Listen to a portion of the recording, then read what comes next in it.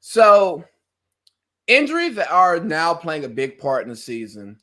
And you see that we lost both our top two MVP frontrunners for extended periods of time. But even if you take a step back, you can think about the amount of time that Kevin Durant has missed due to injury, the amount of time that Anthony Davis has lost due to injury, CJ McCollum, Yusuf Nurkic, players who contribute significantly to great teams have been out a lot this season. And do you think that, oh shit, don't let me forget Melo Ball, like the front runner for Rookie of the Year. He's now done for the season with a broken wrist. Do you think that the schedule has amplified the amount of injuries that we have this year? It's weird because there was a very quick turnaround between the bubble and the start of the season. But you've got to remember, so we'll say CJ McCollum. So Portland had the season ended in March and then came back in July. So they had 4 months off. Mm-hmm. And then they came back. We're in the bubble. So had those couple weeks. Then they played the Lakers and were out. And then they had that truncated offseason. So I do think the truncated offseason did hurt, but it's also, you guys had a long time off, came back and played for a few weeks, and then came back. I'm leaning towards you've got to point to the truncated offseason. Like, regardless, the offseason was very short, and these players are coming back, and more of your big-time players are having injuries that are keeping them out for a longer period of time. LaMelo Ball, I wouldn't really throw in there because for him, he would have got, if everything was going how it was supposed to, he would have gotten drafted in late June, July, and then he would have gone to training camp. The season would have started late October, early November.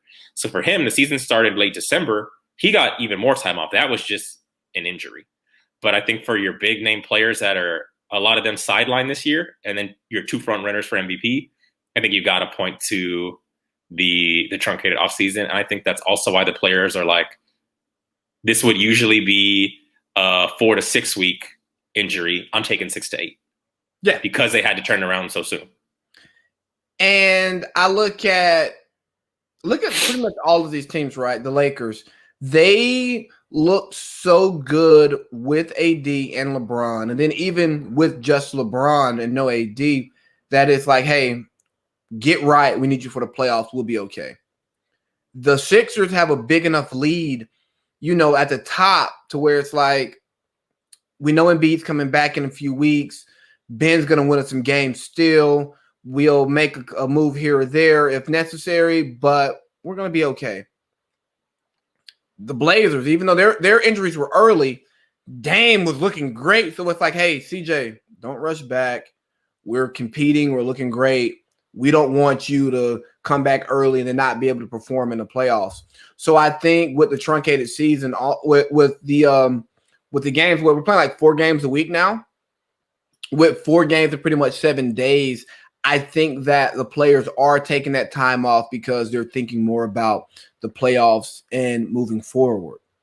Yeah, but I'm sure this also kind of mirrors the 99 season because they were playing back-to-back-to-backs and you have more games in a compressed time because the season is now short and they got to get more games in. So I think it's partly the offseason and partly they're just playing so many games. Yeah. And I mean, even LeBron's injury, it was a freak injury. Mm-hmm. It wasn't a wear and tear. No. Steph Curry hurting his tailbone, freak injury.